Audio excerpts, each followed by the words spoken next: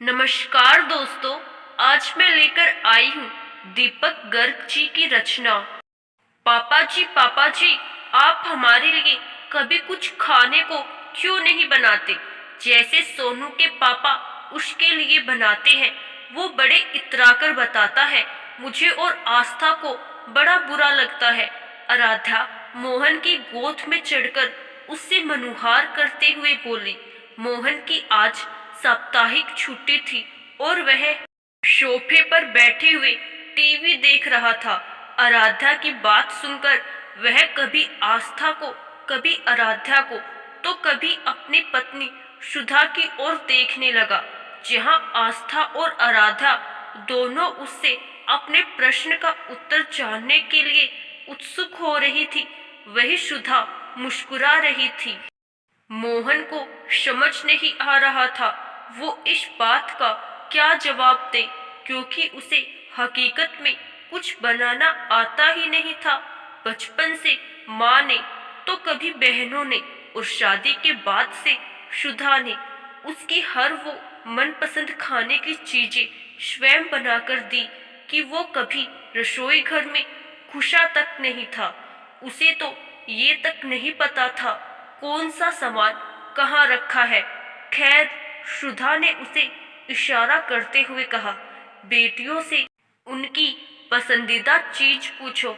मोहन ने साहस करते हुए पूछा तो आस्था और आराध्या दोनों एक साथ गाजर का हलवा कहकर चिल्लाने लगी।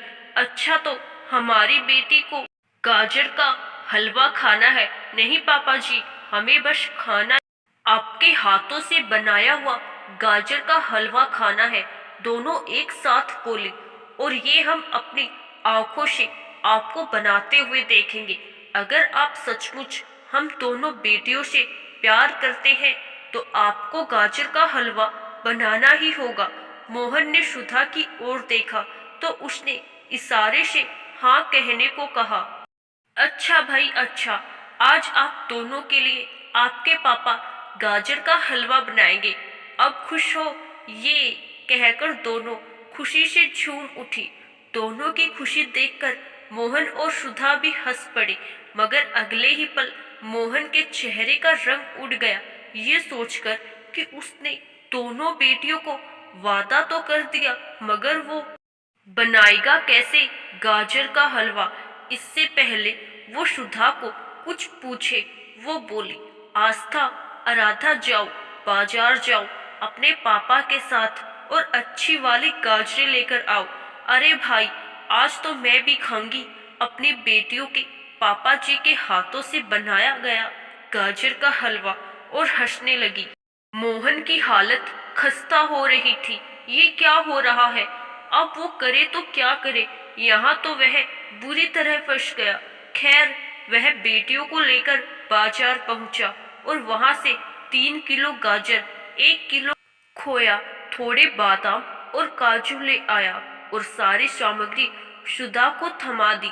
लेकिन सुधा बोली, भूल गई, आज आपको गाजर का हलवा स्वयं बनाकर खिलाना है।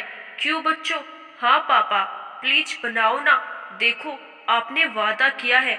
मोहन ने फिर से सुधा की ओर देखा तो वह बोली, सारी गाजर को धोकर छीलकर साफ फटाफट गाजर को कस लीजिए, तब तक हम टीवी देखेंगे।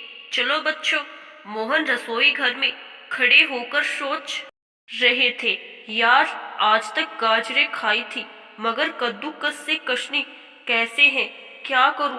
तभी सुधा तेजी से रसोई घर में आई और बोली, घबराइए मत, आप ऐसे कीजिए, मैं हूं ना आपके साथ। मोहन हैरानी से उसकी ओर देखने लगा तो वह बोली, ऐसे कैसे? किसी उलझनों में आपको अकेला छोड़ दूंगी? बस आप नाटक करते रहिएगा, बाकी सब मुझ पर छोड़ दीजिए, कहकर जल्दी जल्दी गाजरें कद्दूकस से कसने लगी। चंद मिनटों में उसने 3 किलो गाजरें कस दी। अब सुधा ने गाजर को थोड़ा सा उबालकर घी में फ्राई कर लिया था, मगर अब बारी थी असली मेहनत करने की। अब कढ़ाई में गाजर, खोया, ड्राई फ्रूट्स और चीनी डालने के बाद उसको चमचे से लगातार चलाना था, वो भी बिना रुके हुए। सुधा ने 4 चमचे ही मारे होंगे कढ़ाई में और मोहन से बोली, सुनो जी, इसे बस चलाते रहिए, अब बच्चों की खातिर करना ही था। तो मोहन डट गया जी जान से। बीच बीच में सुधा रसोई घर में आकर इशारा करते हुए बताते रहती। बाहर से आस्था और आराधा दोनों रसोई घर में नजर लगा रही थी कि कहीं मम्मी तो नहीं बना रही गाजर का हलवा। लगातार आधे घंटे की मेहनत करने के बाद हलवा बनकर तैयार हो गया तो सुधा ने कहा, अरे वाह, खुशबू तो बड़ी अच्छी आ रही है। मोहन जी, लगता है स्वादिष्ट बना है, मगर इसका फैसला तो आस्था और आराधा करेंगी, क्यों है ना? हाँ, हम टेस्ट करके बताएंगे, कहते हुए दोनों टेबल पर जाकर बैठ गई। मोहन ने सुधा के इशारे से गाजर के हलवों को दोनों बेटियों के सामने पेश किया। दोनों बेटियों ने जब हलवा खाया तो खुशी से उछलकर मोहन को चूमने लगी। ये हमारे पापा बेस्ट पापा जी हैं।